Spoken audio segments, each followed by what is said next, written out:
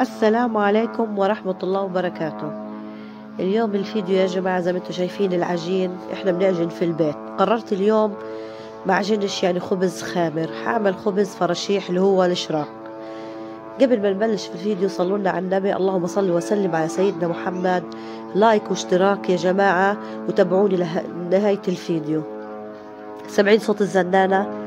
هذه الزنانة يا جماعة بتفرقناش 24 ساعة، بتحسوها معنا. يعني الصوت يعني أنا واحدة من الناس راسها رجعني من صوت هذه الزنانة. أتمنى يا رب هداة البال وربنا يصلح الحال وتخلص هالحرب عن قريب. تعبنا يا جماعة وزهقنا، بس خلص الحياة هذه بدها تمشي. كله حزن حزن حزن حزن حزن، حزننا كتير وفقدنا كتير ويا عالم ايش اللي جاي. عشان هيك الواحد خلص يفرح حاله، يطلع من الجو اللي هو فيه. لوقتيش يعني الحرب هتضلها؟ تعبنا احنا، بس خلص هذا قدره مكتوب. الحمد لله رب العالمين. تابعوني للنهاية يا جماعة، واهلا وسهلا في كل المتابعين الجداد اللي انضموا لقناتي. اتمنى من المتابعين يحطوا لي لايك ويكتبوا لي تعليق حلو لانه بيسعدني. عندي هنا يا جماعة حطيت صينية على النار وعملت اشراك اللي هو الفراشيح. احنا بنحكي عنه فراشيح وفي ناس تحكوا عنه الاشراك. ليش عملت هيك؟ لانه الخبز الخامر لو بدي مثلا يبرد مش هعرف كيف اسخنه. الاشراك هذا يا جماعة بتاكل هو بارد وهو سخن، بنحشى جبنة، بنحشى زعتر، بنعمل كل اشي يعني فيه. وقررت اليوم اعملهم بازيلا كمان، هتشوفوا كمان في الفيديو. طبعا عملت كمية من الاشراك من الفراشيح كمان. عندي 4 علب بازيلا.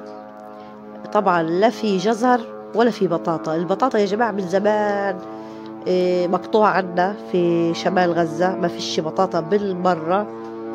عملتها أنا بازيلا وبصل وصلصة اللي هي البندورة المعلبة. هاي الموجود. وعملت رز جنب الأكلة وصحتين وألف عافية. الواحد لازم يدبر حاله، بينفعش يقول مثلا هاي عندي بازيلا لا بدي اروح اجيب لها جزر، بدي اروح اجيب لها بطاطا. هاي الموجود، احنا حاليا هاي الموجود. لازم واحد يفكر يشغل يعني عقله. طبعا زي ما انتم شايفين ايديا هاي الامرأة الفلسطينية كيف بتتعب كيف بتشقى. طبعا الشحابير هدولا ما اقولكوش، اواعية ايديا يعني 24 ساعة كل شوي بنغسل. لما بصير يعني انا مخصصة هذه يا جماعة الطنجرة هذه بس للطبيخ يعني من برا انا بجلهاش بس من جوا. بس الا سبحان الله الشحابير يضلوا على الايدين. خلص حياتنا واكلنا وشربنا كله على النار. يعني أنا من تاني يوم رمضان وأنا على النار لحتى الآن. غاز ما عندي ولا شحطة.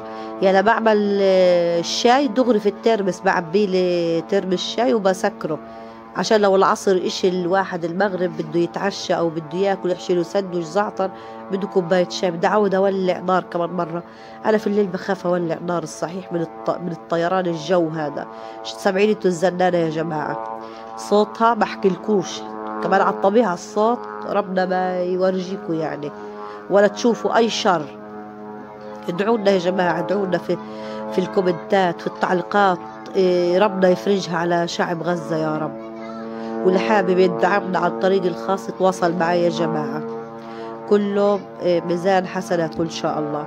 عندي هنا صلصة وبصلة حطيتهم يتسبكوا.